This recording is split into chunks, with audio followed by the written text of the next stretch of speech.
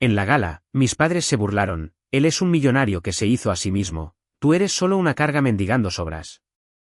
La multitud rugió hasta que dejé caer la prueba de mi riqueza y sus enormes deudas. Tengo 30 años y durante los últimos 8 años, mi vida en Omaha, Nebraska, ha sido completamente pacífica, intensamente tranquila y totalmente financiada por mí misma.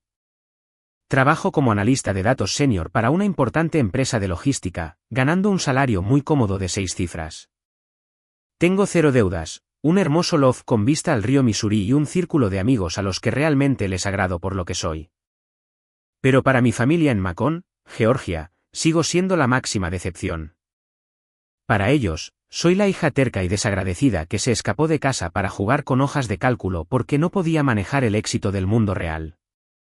Y lo que es más importante para ellos, soy la sombra oscura que está junto a su hijo cegadoramente brillante, mi hermano mayor, Harrison. Harrison tiene 32 años y, según mis padres, es un millonario de bienes raíces que se hizo a sí mismo, un genio de los negocios y el orgullo absoluto de su existencia.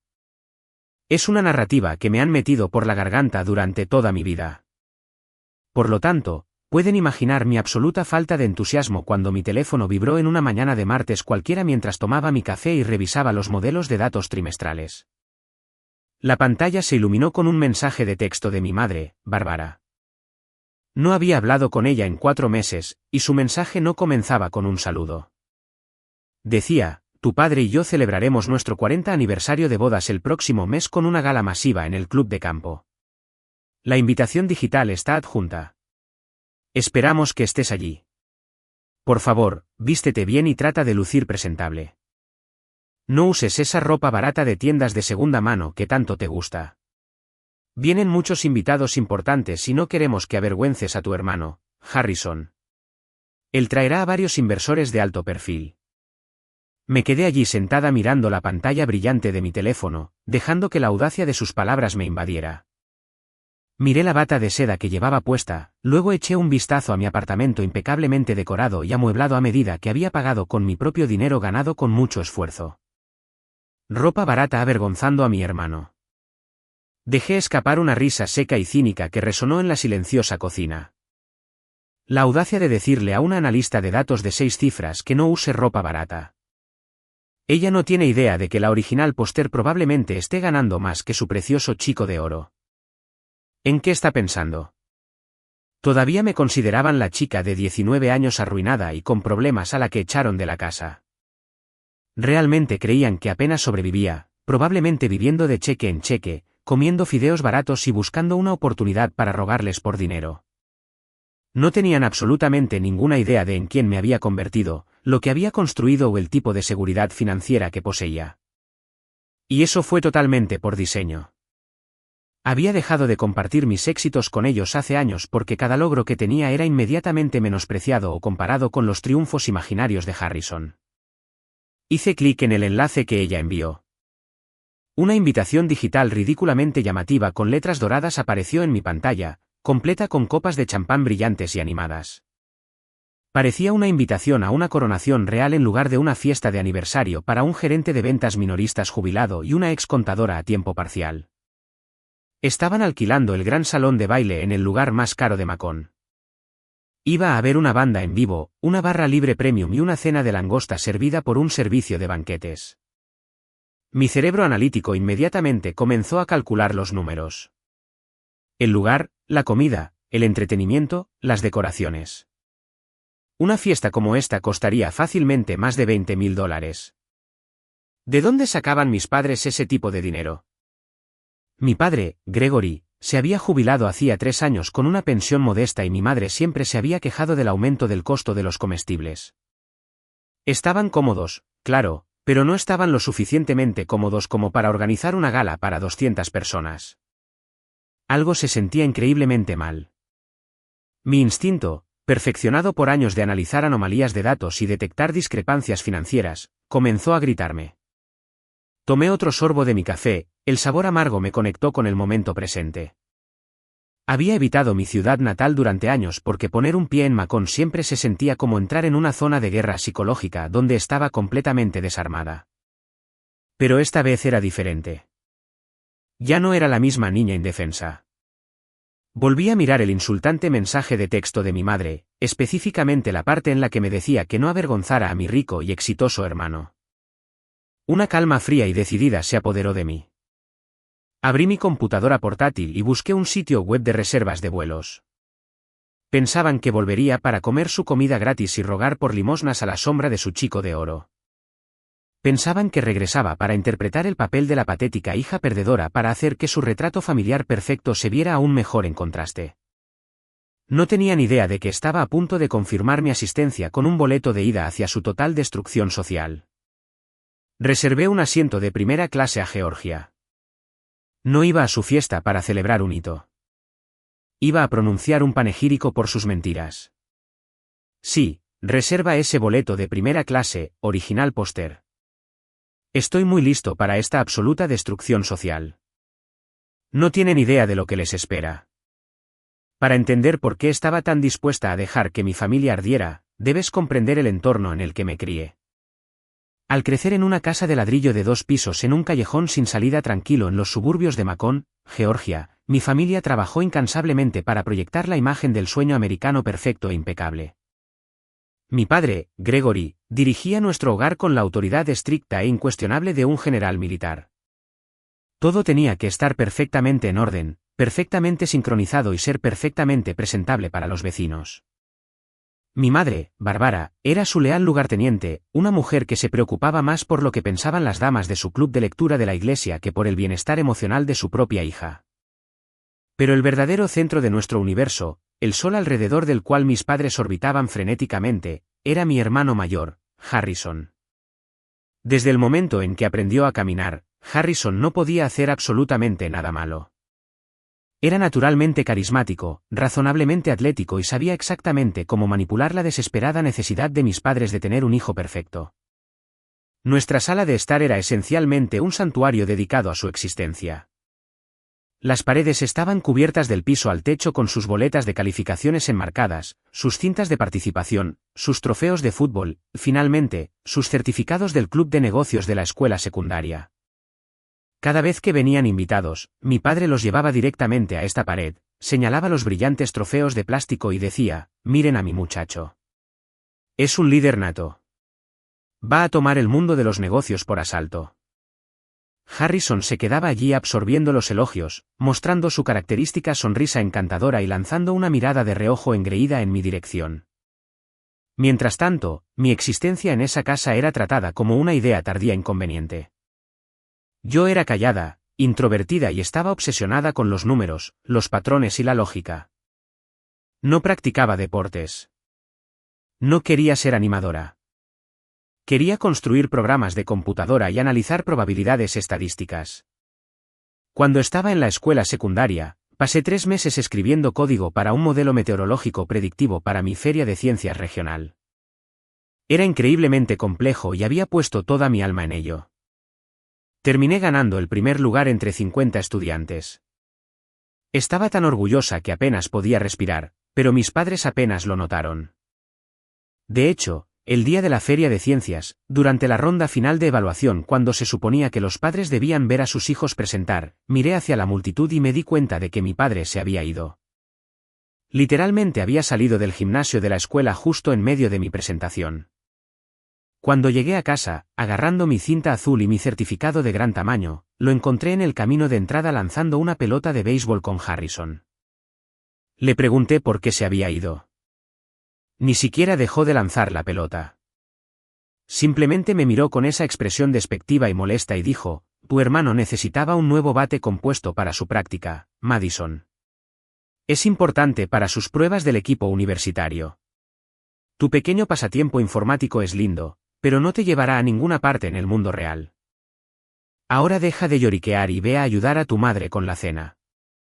Me quedé allí en el camino de entrada, el plástico barato de mi trofeo clavándose en mis palmas y me di cuenta de una verdad brutal e inalterable.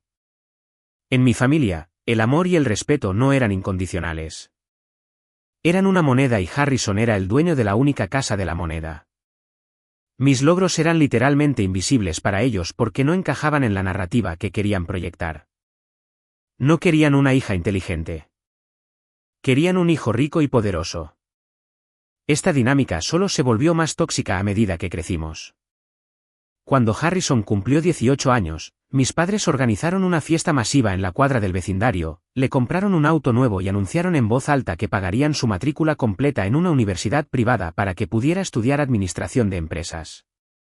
2 años después, cuando fue mi turno de elegir una universidad, les entregué con orgullo a mis padres una carta de aceptación de una prestigiosa universidad fuera del estado para obtener un título en análisis de datos. Mi madre miró la carta, se burló y me la devolvió como si fuera un pedazo de basura. ¿Datos? ¿Qué es eso siquiera? Se burló. Esa no es una carrera real, Madison. Terminarás desempleada y viviendo en nuestro sótano. Ciertamente no vamos a desperdiciar nuestro dinero ganado con tanto esfuerzo para enviarte al otro lado del país a jugar con calculadoras. Puedes ir al colegio comunitario local y resolverlo tú misma. Me di cuenta entonces de que mi infancia había terminado. El chico de oro había secado el pozo y la chica invisible estaba completamente sola. Aprendí desde el principio que, en mi familia, la supervivencia significaba aislamiento. El momento que cortó por completo los lazos emocionales restantes que tenía con mi familia ocurrió durante mi segundo año de colegio comunitario. Debido a que mis padres se negaron rotundamente a contribuir con un solo centavo a mi educación o mis gastos de subsistencia, me vi obligada a trabajar horas agotadoras y extenuantes en un restaurante grasiento cerca de la autopista interestatal. Iba a clases desde las 8 de la mañana hasta las 2 de la tarde, luego marcaba mi entrada en el restaurante desde las 3 hasta la medianoche. Olía permanentemente a aceite de freír viejo, café barato y agotamiento. Mi objetivo era singular. Necesitaba una computadora portátil de alto rendimiento para ejecutar el software de modelado de datos pesado requerido para mis clases avanzadas. Durante 8 meses, junté cada propina que gané, negándome cualquier cosa más allá de las necesidades básicas de supervivencia. Mantuve el dinero en efectivo escondido en un grueso sobre de papel marrón metido dentro de una vieja caja de zapatos en el fondo de mi armario. Para mediados de noviembre, finalmente había alcanzado mi objetivo. Había ahorrado exactamente $1000. Recuerdo estar sentada en el piso de mi habitación, contando los billetes gastados de $20, sintiendo un profundo sentido de orgullo. Lo había hecho completamente por mi cuenta. Planeaba ir a la tienda de electrónica a la mañana siguiente. Pero cuando me desperté y metí la mano en la caja de zapatos, el sobre no estaba. El pánico me golpeó como un golpe físico. Destrocé mi habitación, arrancando las sábanas de la cama, vaciando mis cajones, con el corazón latiendo con fuerza en mi pecho. Entonces escuché el sonido de la risa odiosa de mi hermano resonando desde el pasillo. Harrison había vuelto a casa desde su universidad para el fin de semana. Salí marchando de mi habitación y lo encontré de pie en la cocina, lanzando casualmente un juego de llaves nuevas y caras al aire, alardeando ante mi madre sobre un viaje de esquí de fin de semana que él y sus hermanos de la fraternidad iban a hacer. Miré su rostro engreído y simplemente lo supe. Lo confronté allí mismo frente a mi madre, exigiendo saber si había tomado mi dinero. Ni siquiera tuvo la decencia de parecer culpable. Solo sonrió con superioridad, le dio un mordisco a una manzana y dijo: «Relájate, Maddie. Solo tomé prestado un poco de efectivo. La fraternidad necesitaba algunos fondos adicionales para el alquiler de la cabaña. Te lo devolveré eventualmente. De todos modos, ni siquiera necesitas $1000. Solo estás tomando clases en un colegio comunitario». La crueldad casual de sus palabras me paralizó. Me volví hacia mi madre, esperando completamente que ella le gritara, que le exigiera que devolviera el dinero por el que yo había sangrado. En cambio, dejó escapar un suspiro largo y exasperado, ignorando por completo el robo flagrante de Harrison, y me miró con furia. Él robó el dinero de su computadora portátil para un viaje de esquí de la fraternidad. Eso es un robo directo. Literalmente robó a su propia hermana que olía a aceite de freír todas las noches solo para sobrevivir. Oh, deja de ser tan dramática, Madison, espetó, limpiando la encimera de la cocina. Tu hermano está bajo mucha presión en la escuela de negocios. Necesita establecer contactos y construir relaciones con personas importantes. Esos viajes de la fraternidad son una inversión en su futuro. De todos modos, es solo dinero de la familia. Deberías estar feliz de ayudarlo. Siempre eres tan increíblemente egoísta. No podía respirar. Dinero de la familia. Era mi sangre, mi sudor, mis noches interminables lidiando con clientes horribles en un restaurante. Y ella me llamaba egoísta por estar molesta porque mi hermano lo robó para ir a esquiar. Cuando mi padre llegó a casa, traté de defender mi caso ante él, pero la respuesta fue aún peor. Me dijo que estaba siendo histérica por unos pocos centavos y me ordenó que me disculpara con Harrison por acusarlo de ser un ladrón. Dinero de la familia. Ella sangró por ese dinero. ¿Cómo puede una madre mirar a su hija a los ojos y defender a un ladrón? Si esta fuera tu familia, ¿cómo responderías siquiera a este nivel de manipulación psicológica? Me manipularon psicológicamente tan a fondo, tan agresivamente que por un breve y loco momento, casi cuestioné mi propia realidad. Me miraron directamente a los ojos y defendieron un acto criminal simplemente porque el criminal era su hijo favorito. Exigieron que sacrificara mi futuro, mis herramientas para la educación, para financiar su fiesta de fin de semana. Ese fue el momento exacto en que se rompió la cuerda final. El amor, la obligación, la desesperada necesidad infantil de su aprobación. Todo simplemente se evaporó, sin dejar nada más que una claridad fría y dura. Regresé a mi habitación, agarré una bolsa de lona y empaqué solo lo que podía llevar. No grité. No lloré, y no me despedí. Salí por la puerta principal hacia la noche helada, dejando mis llaves en la encimera de la cocina. Ese sobre robado me enseñó una lección vital sobre finanzas y familia. Nunca puedes confiar en la sangre para mantener tus libros de contabilidad equilibrados.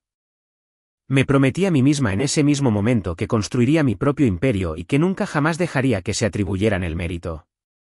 Irme de Macon, Georgia, con absolutamente nada más que una bolsa de lona y un profundo resentimiento ardiente fue la decisión más difícil y mejor que he tomado en mi vida. Me transferí a una universidad estatal en Nebraska, principalmente porque la matrícula para estudiantes fuera del estado era notablemente baja y el costo de vida en Omaha era algo que realmente podía manejar por mi cuenta. Esos primeros años fueron una rutina brutal e implacable. Vivía en un apartamento pequeño y con corrientes de aire encima de una ruidosa lavandería donde la calefacción apenas funcionaba durante los helados inviernos del Medio Oeste. Saqué una cantidad modesta de préstamos estudiantiles, lo suficiente para cubrir la matrícula, y trabajé en 2 empleos para pagar todo lo demás. Acomodaba libros en una biblioteca local durante el día y hacía entrada de datos de forma remota hasta altas horas de la noche. Mi dieta consistía casi en su totalidad en fideos baratos, sándwiches de mantequilla de maní y café negro gratis de la sala de descanso de la biblioteca. No iba a fiestas. No tomaba vacaciones. Mientras mis compañeros salían a experimentar la vida universitaria, yo estaba sentada en mi habitación helada envuelta en 2 mantas, mirando la pantalla de una computadora hasta que sentía que me sangraban los ojos, dominando Python. El lenguaje de consulta estructurada y algoritmos de modelado predictivo. Me negué a fallar. Cada vez que me sentía agotada, cada vez que quería renunciar, escuchaba la voz de mi madre llamándome egoísta y escuchaba a mi padre diciéndome que iba a terminar como un fracaso sin trabajo. Esa ira era el combustible más limpio y potente que poseía. Y eventualmente, el trabajo duro dio sus frutos. Me gradué en la cima absoluta de mi clase con un título en análisis de datos y un portafolio de proyectos independientes que inmediatamente llamó la atención de los reclutadores corporativos. A los 22 años, conseguí un puesto de analista junior en una importante empresa de marketing. Para los 25 años, mis modelos predictivos habían ahorrado a la empresa casi $3 millones en ineficiencias operativas y fui ascendida a un puesto directivo. Para los 27 años, dirigía mi propio departamento, consultaba para redes nacionales de la cadena de suministro y mi salario había cruzado oficialmente al territorio de las 6 cifras. Pagué agresivamente cada centavo de mis préstamos estudiantiles. El día que envié ese pago final, me senté en mi auto en el estacionamiento del banco y lloré de puro alivio. No le debía nada a nadie. Ni a un banco, y ciertamente no a mi familia. Con la deuda desaparecida, compré un impresionante y moderno loft en el centro de Omaha con ventanas del piso al techo que daban al lento río Missouri. Lo amueblé exactamente como quería. Muebles de cuero costosos, una enorme máquina de café expreso profesional y paredes cubiertas de arte local original, no trofeos de plástico falsos. Había construido una fortaleza irrompible de soledad y seguridad. Mi vida era tranquila, silenciosa y estaba completamente bajo mi control. Tenía un grupo sólido de amigos, en su mayoría colegas y compañeros de la industria, que respetaban mi intelecto y valoraban mi lealtad. Teníamos cenas, bebíamos buen vino y hablábamos sobre las tendencias del mercado sin que nadie intentara manipular o menospreciar a nadie más. Era una existencia saludable y funcional. Pero el fantasma de Macon siempre persistía. Cada pocos meses, por un sentido equivocado de obligación biológica, contestaba el teléfono cuando mis padres llamaban. Nunca ofrecí información sobre mi propia vida voluntariamente, principalmente porque nunca se molestaron en preguntar. Si mencionaba un proyecto del que estaba orgullosa, cambiaban de tema rápidamente. Para ellos, mi silencio sobre mis finanzas confirmaba su suposición de que estaba luchando. Suponían que mi apartamento era un basurero. Suponían que mi trabajo era una pesadilla en un cubículo sin salida. Dejé que lo creyeran porque corregirlos requeriría abrir una puerta que quería mantener firmemente cerrada. Me gustaba ser subestimada. Me gustaba la ventaja táctica de ser la hija invisible y olvidada. Había construido un imperio para una sola persona completamente en las sombras. Sabía exactamente quién era y cuánto valía, y ya no necesitaba a Gregory ni a Barbara para validar mi existencia. Había logrado una total independencia financiera y emocional. Mientras tanto, en Georgia, mi familia estaba ocupada construyendo un imponente castillo de naipes, dando una nueva capa de pintura a unos cimientos podridos, desesperados por convencer al mundo de que eran de la realeza. Y el viento comenzaba a soplar. Las llamadas telefónicas desde casa eran como pequeños y tóxicos bombardeos programados. Una vez cada pocos meses, mi teléfono sonaba y la voz de mi madre perforaba la tranquilidad de mi apartamento en Omaha, goteando con falsa dulzura y condescendencia apenas disimulada. El guión era siempre exactamente el mismo. Barbara nunca llamaba para preguntar cómo estaba, si estaba sana o si era feliz. Llamaba para transmitir la emisión trimestral de la red de noticias de Harrison. Según mis padres, mi hermano había evolucionado del chico de oro del vecindario a un verdadero titán de la industria. La narrativa que tejían era nada menos que milagrosa. Después de graduarse a duras penas con un título en negocios mediocre, Harrison supuestamente se sumergió de cabeza en el mercado de bienes raíces comerciales de Atlanta y se convirtió en una sensación de la noche a la mañana. Tu hermano acaba de cerrar un nuevo y masivo complejo comercial en el centro, se jactaba mi madre, con la voz aguda por el orgullo maníaco, mientras yo estaba sentada en mi costoso sofá de cuero, bebiendo una copa de vino de $30 que ella no sabía que yo podía pagar. Está empleando a docenas de contratistas. Es prácticamente un millonario que se hizo a sí mismo, Madison. Le compró a su esposa Natalie un anillo de diamantes de 3 quilates para su aniversario. Deberías verlo. Es cegador. Yo simplemente tarareaba en respuesta, dejándola hablar. Mi padre, Gregory, prefería un enfoque más directo y agresivo para restregarme en la cara la supuesta riqueza de Harrison. Me enviaba correos electrónicos con enlaces a los perfiles de las redes sociales de Harrison, fuertemente seleccionados. Las imágenes estaban perfectamente preparadas. Harrison apoyado en la barandilla de un yate alquilado usando gafas de sol de diseñador. Harrison sosteniendo un vaso de costoso whisky escocés en un apartamento de lujo en un rascacielos. Harrison posando frente a un elegante auto deportivo negro. Junto con los enlaces, Gregory siempre adjuntaba una pequeña nota sarcástica. Mira lo que te consigue el verdadero esfuerzo, escribía. Tal vez si dejaras de procesar números sin sentido por centavos, podrías aprender un par de cosas del espíritu emprendedor de tu hermano. Avísame si necesitas pedir prestados unos $1 para los comestibles esta semana. Era exasperante, pero mi formación profesional como analista de datos me hacía imposible aceptar ciegamente su narrativa. Mi cerebro está programado para buscar patrones, encontrar las conexiones lógicas entre las variables y detectar discrepancias en los conjuntos de datos. Y el conjunto de datos que mis padres proporcionaban sobre Harrison estaba lleno de agujeros masivos y evidentes. La verdadera riqueza, especialmente la riqueza en bienes raíces generada por uno mismo, deja un tipo específico de huella. Implica un crecimiento lento y calculado, carteras diversificadas, y por lo general, una cantidad significativa de infraestructura pública visible y verificable. El estilo de vida de Harrison no se parecía al estilo de vida de un hombre que construye un imperio de bienes raíces comerciales a largo plazo. Se veía exactamente como el estilo de vida de un hombre que intenta desesperadamente parecer rico en Internet. Era todo destello y cero sustancia. No compras diamantes de 3 quilates y alquilas yates si estás reinvirtiendo inteligentemente capital en proyectos de construcción de varios millones de dólares. Las matemáticas simplemente no cuadraban. La proporción entre su consumo visible y su supuesta producción empresarial estaba completamente invertida. Además, cada vez que trataba de hacer preguntas estructurales básicas sobre su modelo de negocio durante esas llamadas telefónicas, como cuáles eran sus tasas de capitalización, quiénes eran sus principales prestamistas o qué tipo de permisos de zonificación estaba gestionando, mis padres inmediatamente se ponían a la defensiva y cerraban la conversación.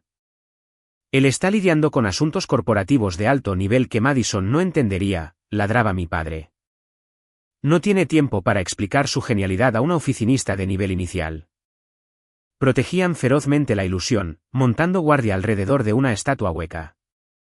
Lo pintaban como el lobo de Wall Street, un prodigio financiero que conquistó Atlanta a través de pura fuerza de voluntad y brillantez. Pero un ojo entrenado podía ver las grietas en la fachada. No era un lobo.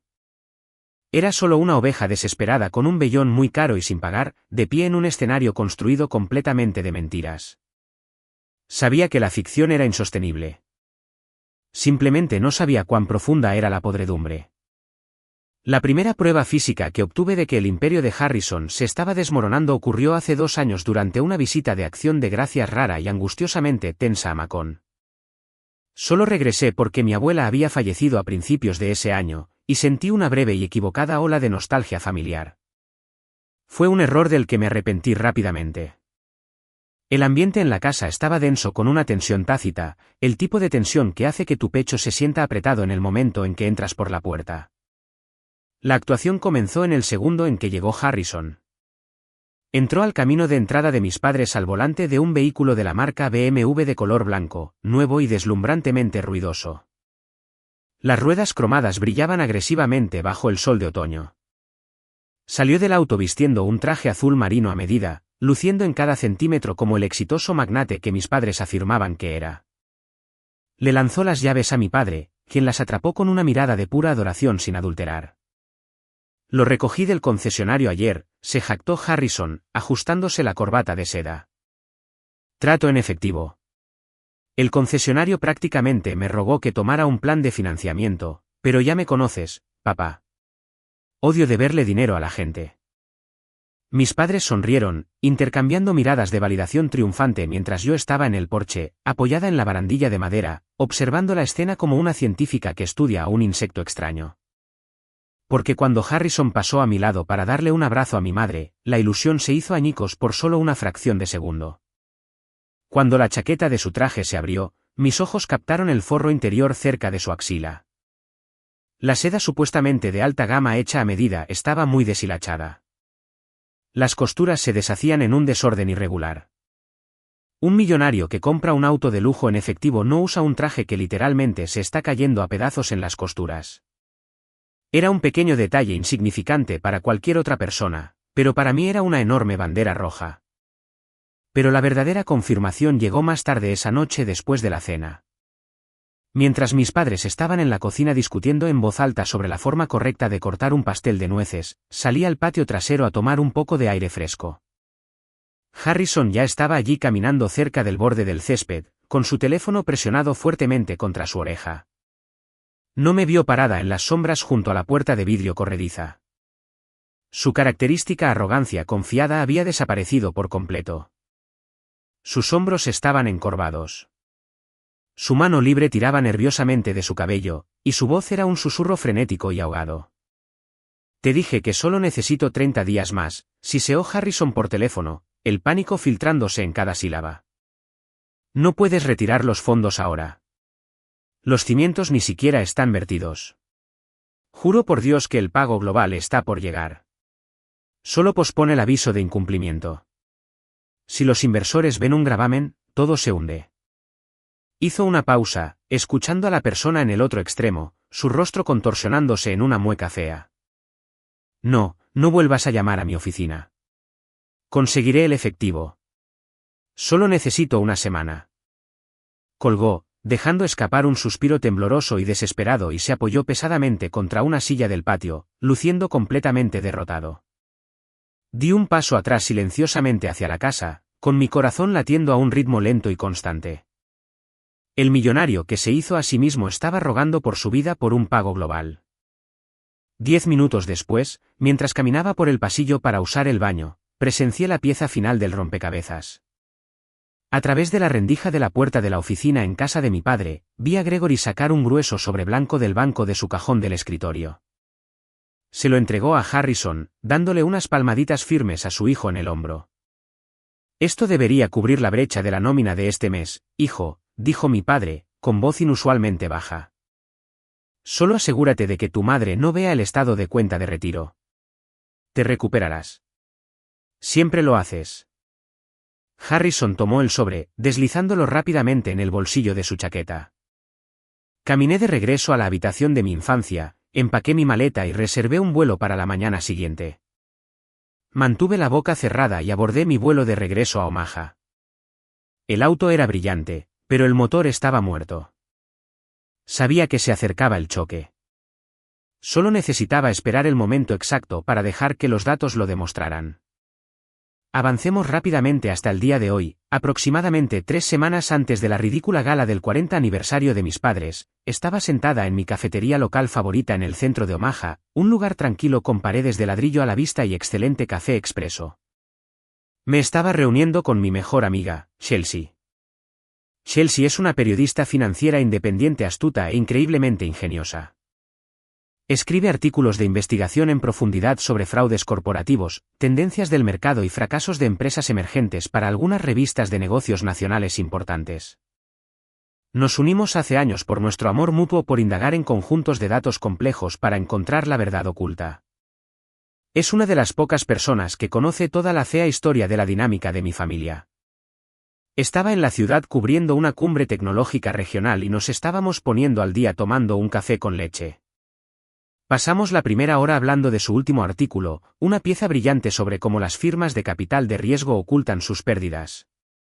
Pero a medida que la conversación disminuyó, Chelsea se inclinó hacia adelante, envolviendo ambas manos alrededor de su taza de cerámica, su expresión volviéndose seria y un poco vacilante. Entonces, Madison, comenzó, manteniendo la voz baja a pesar del ruido ambiental de la cafetería. Estuve en una cena de negocios en Atlanta la semana pasada por esa conferencia de bienes raíces que estaba cubriendo. Un grupo de desarrolladores comerciales y personas de capital privado estaban en mi mesa quejándose de los pasivos locales. Hizo una pausa, mirándome con atención para evaluar mi reacción. Surgió el nombre de tu hermano. Me detuve a mitad del sorbo, bajando mi taza de café lentamente a la mesa de madera. La sonrisa cínica que generalmente acompañaba a cualquier mención de Harrison desapareció. ¿Qué dijeron?, pregunté, mi voz firme, mi cerebro analítico se puso en marcha de inmediato. Chelsea dejó escapar un pesado suspiro. Es malo, Maddie. Realmente malo. Las personas en la mesa básicamente lo describieron como un contagio ambulante. Dijeron que su nombre está en una lista negra no oficial entre los contratistas comerciales en el área metropolitana de Atlanta. Hay rumores masivos sobre cheques sin fondos, sitios de construcción abandonados con cimientos a medio verter e ingenieros estructurales sin pagar. Una persona se rió y llamó a su empresa un esquema de fraude financiero de alto funcionamiento. Dijeron que se está ahogando en préstamos privados con altos intereses porque ningún banco legítimo lo tocará ya. Me recosté en mi silla, mirando por la ventana del café hacia la bulliciosa calle de Omaha. Las piezas del rompecabezas de Acción de Gracias de hace 2 años, el traje deshilachado, la llamada telefónica de pánico, el sobre con efectivo de mi padre, de repente encajaron violentamente en su lugar. La imagen que formaba no era solo fea. Era catastrófica.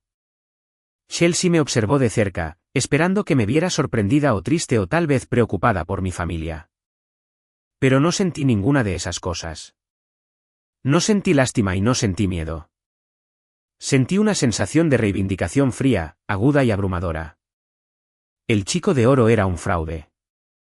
El imperio era una ilusión. Y finalmente tenía un hilo del que podía tirar para desentrañar todo el maldito tapiz. ¿Crees que tus padres conocen el alcance de esto?, preguntó Chelsea en voz baja, con el ceño fruncido por la preocupación. Porque si él cae y están vinculados financieramente a él, podrían perderlo todo. Pensé en el mensaje de texto de mi madre de esa mañana exigiéndome que no avergonzara a Harrison en la próxima gala.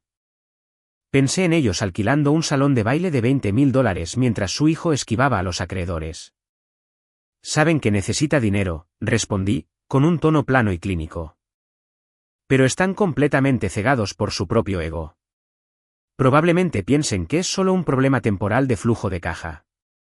Preferirían morir antes que admitir que su hijo perfecto es un fracaso. Chelsea se estiró sobre la mesa y me tocó el brazo suavemente. Puedo enviarte algunos de los registros públicos que saqué cuando regresé a mi hotel. Solo para ver cuán grave es el daño. ¿Quieres advertirles?, preguntó. Metí la mano en mi bolso, saqué mi elegante computadora portátil plateada y la abrí allí mismo en la cafetería. No necesitaba que ella sacara los registros. Yo era una analista de datos senior. Sabía exactamente dónde buscar, cómo eludir las búsquedas superficiales y cómo escarbar en las presentaciones judiciales crudas y sin filtrar del estado de Georgia. Miré a Chelsea, con una sonrisa fría y dura extendiéndose por mi rostro. No se le advierte a un barco que se hunde, Chelsea, dije, mis dedos ya volando por el teclado, escribiendo el nombre de Harrison en una base de datos judicial estatal. Simplemente se documentan los restos. Que comience la cacería. Salí de la cafetería y prácticamente corrí de regreso a mi loft. En el momento en que entré por la puerta, no me molesté en quitarme el abrigo. Fui directamente a la oficina de mi casa, encendí mi estación de trabajo con 2 monitores y me crují los nudillos. Para una analista de datos, no hay mayor emoción que tener una red de información masiva y enredada y un objetivo claro para desenredarla. Los rumores de Chelsea fueron la chispa, pero yo necesitaba los hechos concretos e innegables. Comencé con el registro corporativo de la Secretaría de Estado de Georgia. Es información pública si sabes cómo navegar por las arcaicas funciones de búsqueda. Escribí el nombre legal completo de Harrison y presioné la tecla de ingreso. Lo que encontré no fue un próspero imperio inmobiliario. Era un cementerio digital. Había registrado no menos de 8 empresas de responsabilidad limitada diferentes en los últimos 4 años. 5 de ellas ya estaban disueltas administrativamente por no presentar los registros anuales. Las 3 restantes estaban listadas actualmente como activas, pero una inmersión más profunda en el expediente judicial del Estado reveló la fea verdad. Eran activas solo de nombre, sirviendo simplemente como caparazones huecos para absorber golpes legales. Pasé las siguientes 4 horas cruzando referencias de registros judiciales en 3 condados diferentes del área metropolitana de Atlanta. La imagen que surgió fue asombrosa. Encontré 3 embargos preventivos separados presentados contra su sitio principal de desarrollo comercial por un proveedor de concreto, un contratista eléctrico y una empresa de marcos. Habían detenido toda la construcción hace 6 meses porque Harrison había dejado de pagar sus facturas por completo. El sitio que afirmaba que era su mayor logro era en realidad un esqueleto de concreto abandonado y a medio terminar que se pudría bajo el sol de Georgia. Pero los embargos preventivos eran solo el aperitivo. El plato principal era el gran volumen de su deuda activa. Al revisar las presentaciones de los tribunales civiles, descubrí que Harrison actualmente enfrentaba una demanda masiva de un grupo de préstamos de capital privado. Debido a que los bancos tradicionales claramente lo habían cortado hace años, había recurrido a tomar préstamos intermedios a corto plazo con altos intereses para cubrir sus costos operativos. Es el equivalente financiero de tratar de apagar un incendio con gasolina. Según los documentos del tribunal, había incumplido con 3 pagos globales consecutivos. El monto total exigido por los acreedores, excluyendo los honorarios legales compuestos, era de más de $70,000. $70,000. Ese no era un problema menor de flujo de caja. Ese era un colapso financiero catastrófico. Estaba bajo el agua y los tiburones ya estaban dando vueltas. Me recosté en mi silla de escritorio ergonómica, frotándome las sienes, mirando las brillantes hojas de cálculo que había compilado. Era un completo fraude. Cada traje a medida, cada cena costosa, cada auto deportivo arrendado se pagaba con tiempo robado y dinero prestado que no tenía absolutamente ninguna intención o capacidad de pagar.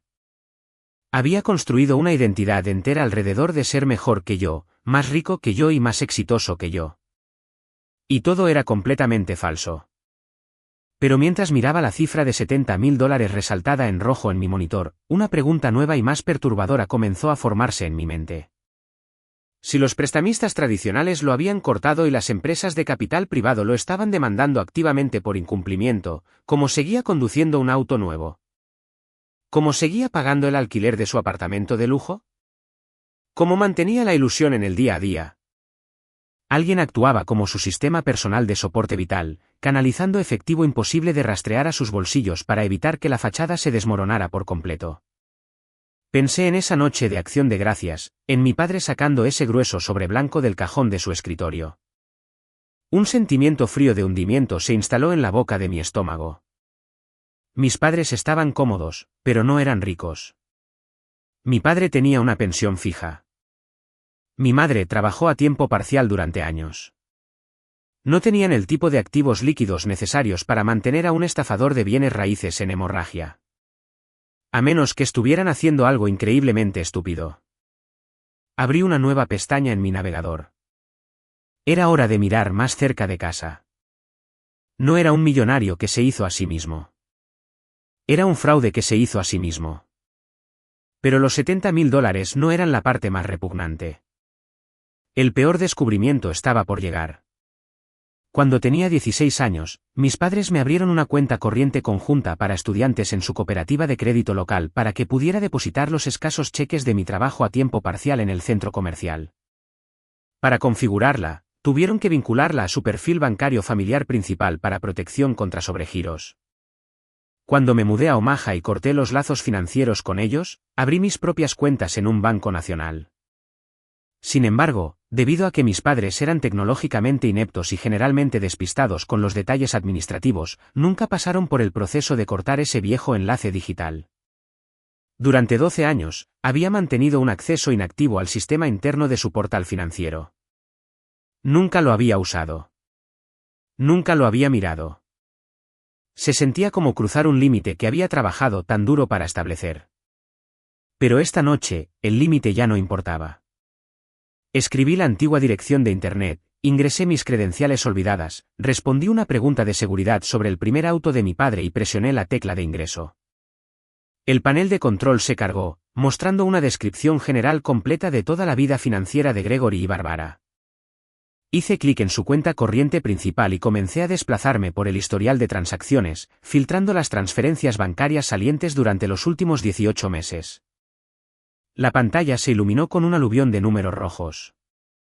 $5.000 enviados a una cuenta a nombre de una de las empresas fantasma de Harrison.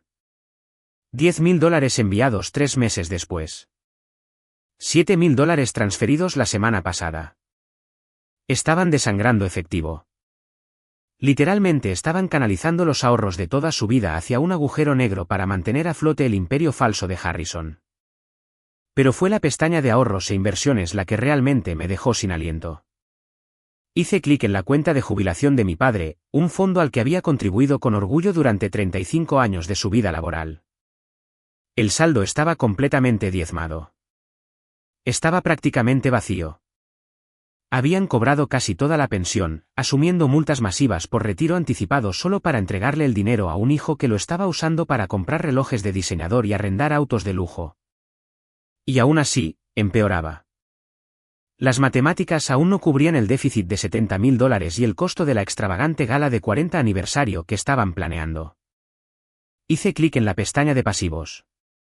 Allí, mirándome con un texto severo e implacable, había un préstamo recién originado.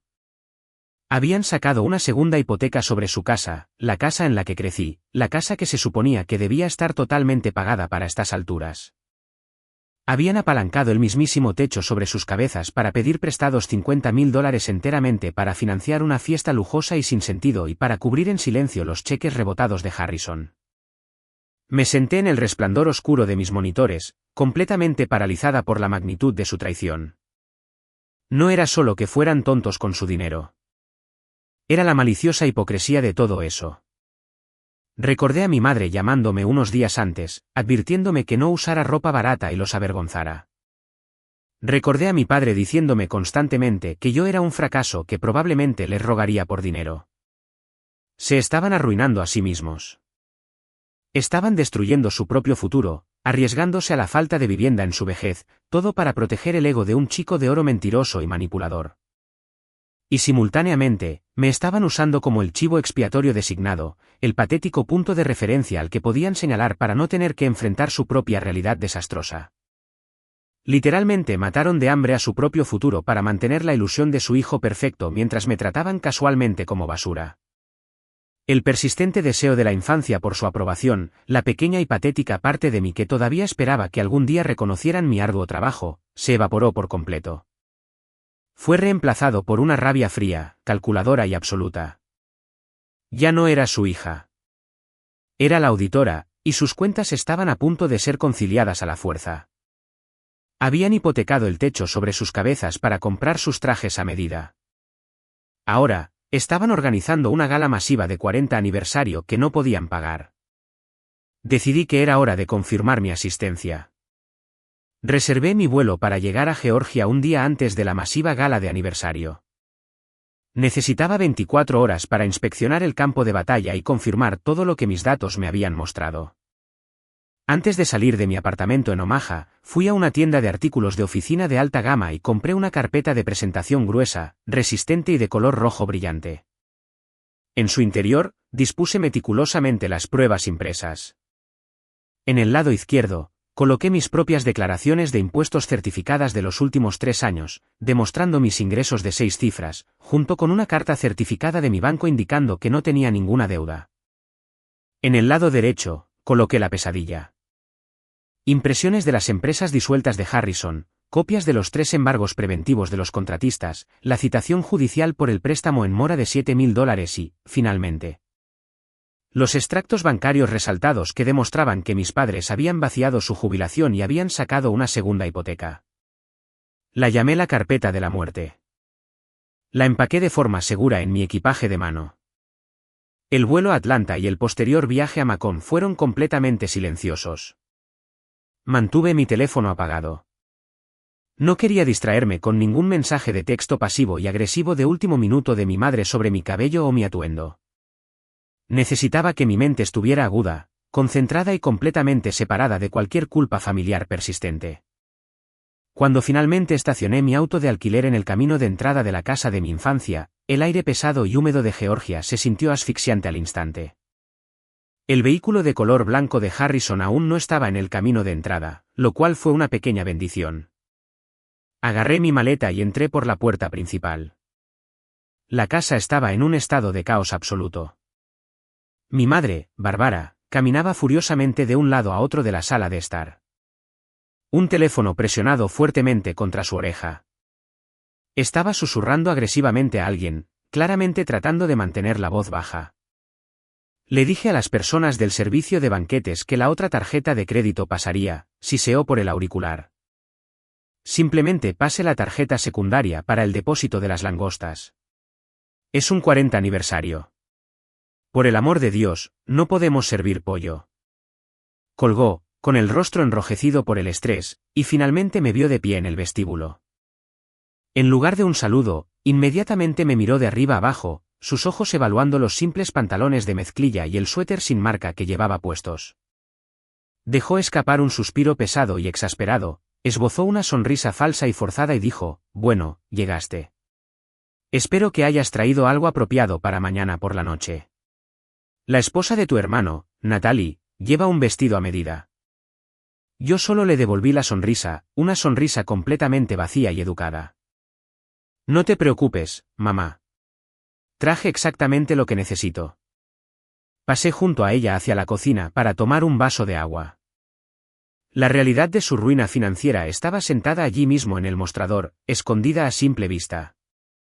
Junto a un folleto brillante y caro para arreglos florales había una pila de correos sin abrir.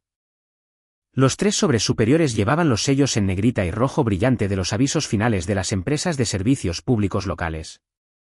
Estaban peleando con los del servicio de banquetes por las langostas mientras su electricidad estaba a punto de ser cortada. Mi padre, Gregory, entró en la cocina un momento después.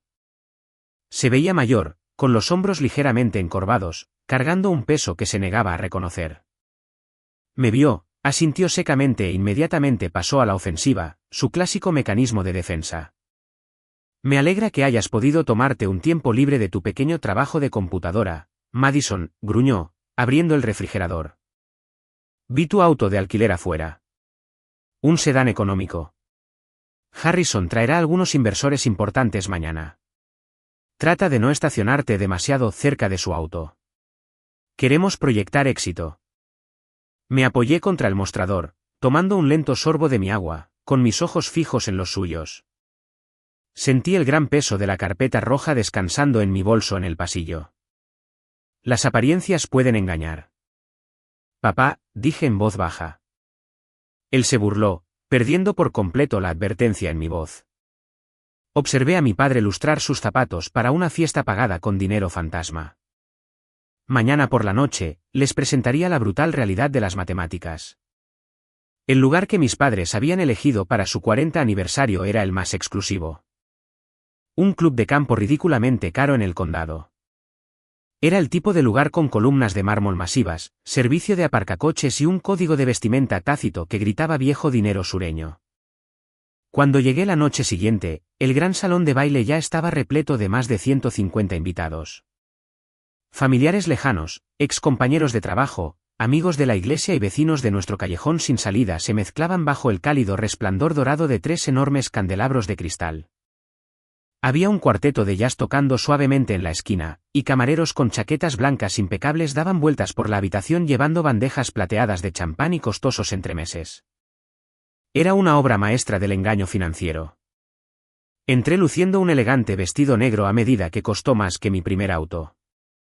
Aunque mis padres nunca reconocerían al diseñador, mantuve mi postura recta, sosteniendo un bolso de mano simple y agarrando mi gran carpeta roja brillante firmemente bajo mi brazo. Encontré mi asiento asignado en una mesa cerca del fondo, perfectamente posicionada para observar toda la habitación.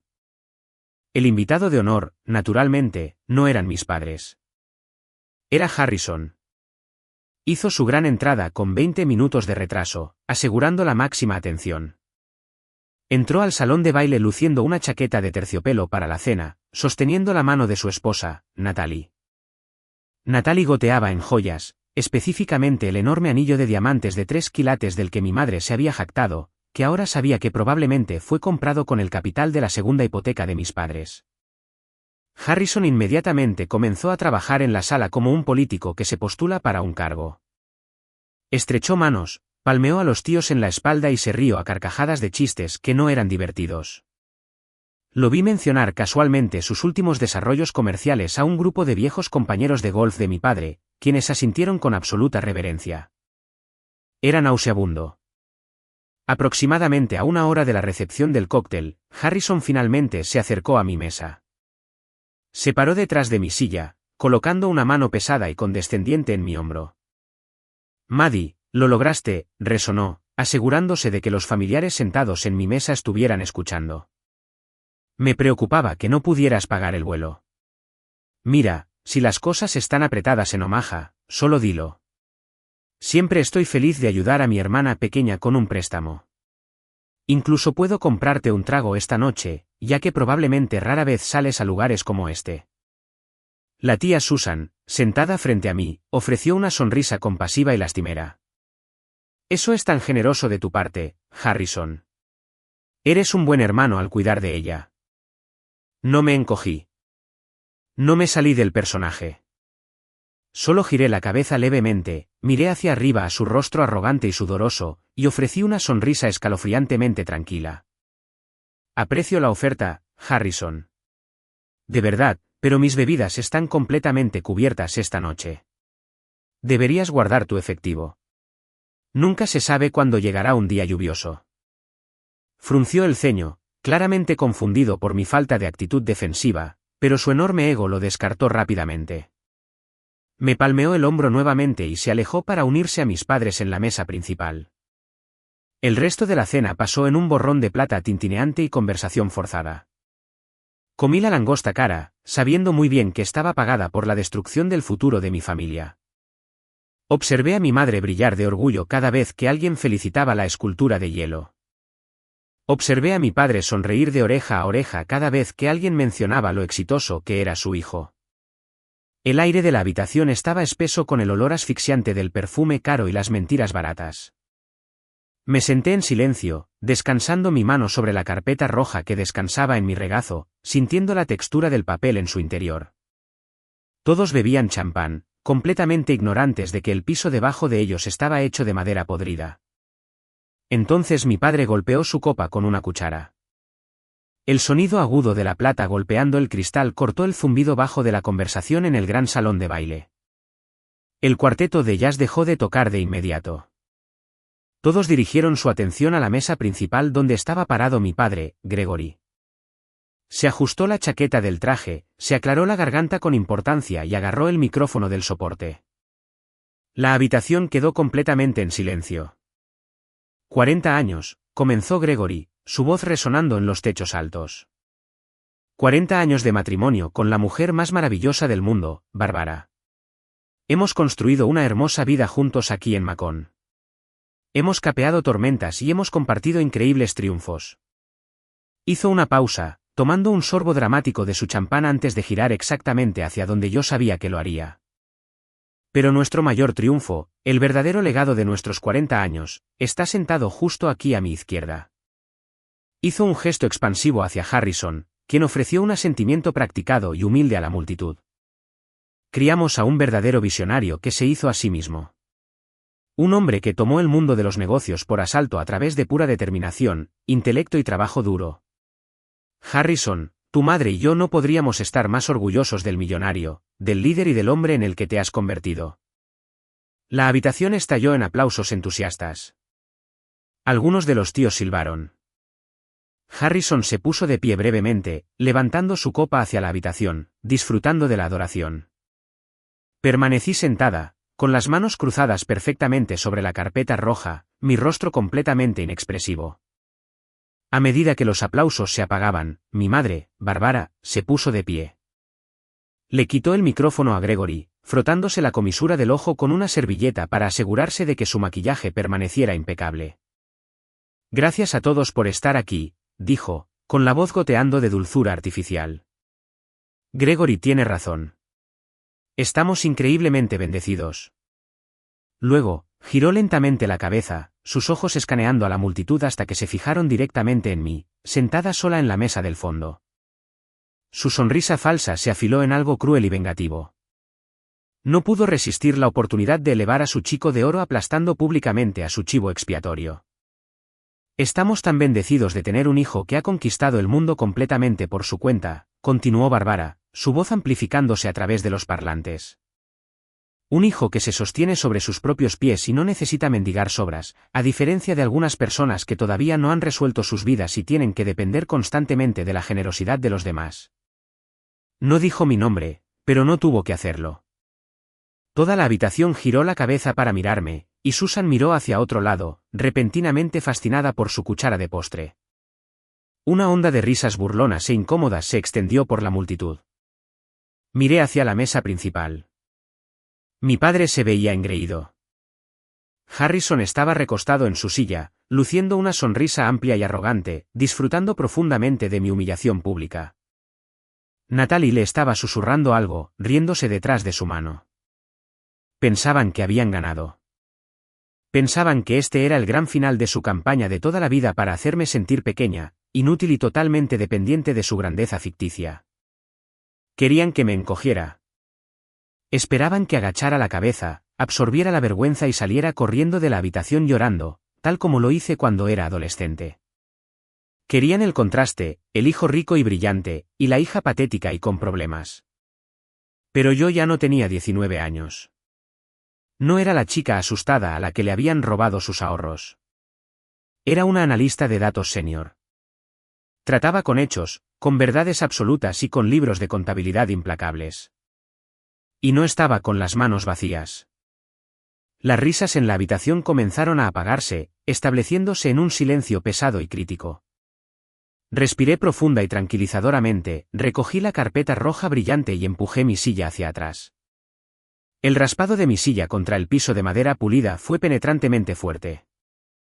Los murmullos restantes en la habitación murieron instantáneamente. Cada par de ojos estaba pegado a mí mientras me ponía de pie. No salí corriendo. No lloré.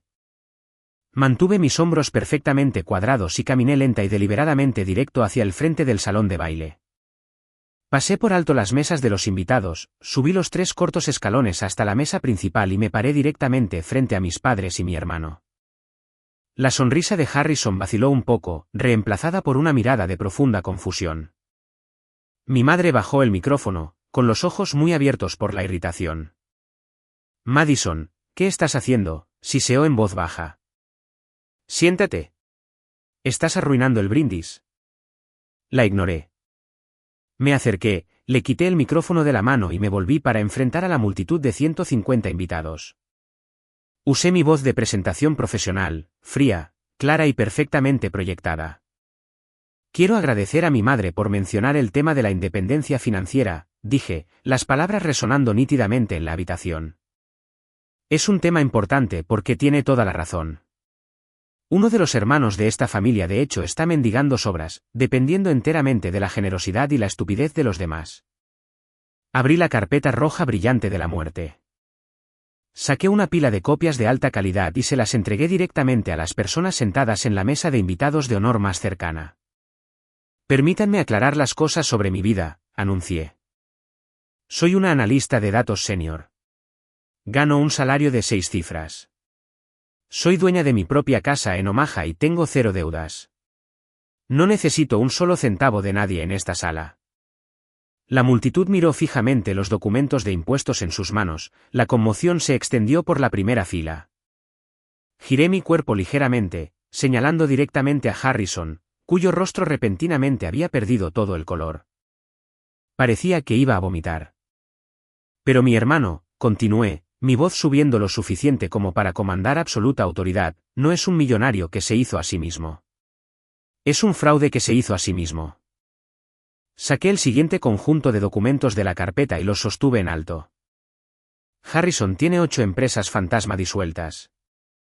Actualmente tiene 3 embargos preventivos de contratistas activos contra sus supuestos desarrollos porque se ha negado a pagar a sus contratistas durante 6 meses. Actualmente está siendo demandado por una empresa de capital privado por incumplir con más de $70,000 en préstamos de alto interés. Los jadeos resonaron por el salón de baile. Natalie, sentada junto a Harrison, dejó caer su copa de champán. Se hizo añicos en el suelo, pero nadie se movió. Harrison, chilló ella, agarrándole el brazo. ¿De qué está hablando? Harrison abrió la boca, tartamudeando, tratando de formar una oración, pero lo interrumpí al instante. Dirigí mi furia absoluta hacia mis padres, que estaban congelados en sus sillas, mirándome con expresiones de puro horror sin adulterar. Y la única razón, dije, con voz goteando veneno, por la que él todavía lleva ese traje y conduce ese auto, es porque estas 2 personas han estado financiando secretamente sus mentiras. Gregory y Barbara no solo pagaron por esta fiesta lujosa. Vaciaron todo su fondo de jubilación de 35 años, y sacaron una segunda hipoteca de $50,000 sobre su casa solo para seguir pagando las facturas atrasadas de Harrison.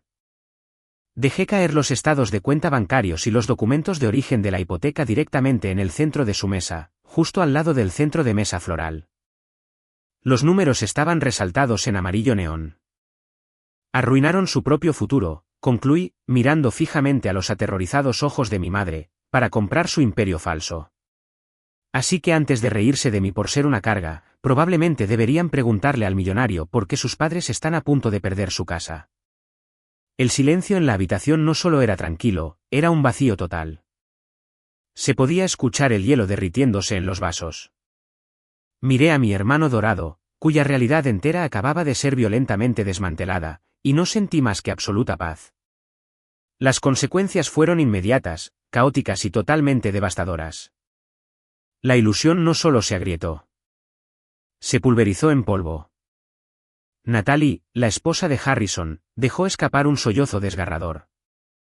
Recogió los documentos judiciales resaltados de la mesa, sus ojos escaneando la deuda de $70,000 y las demandas pendientes.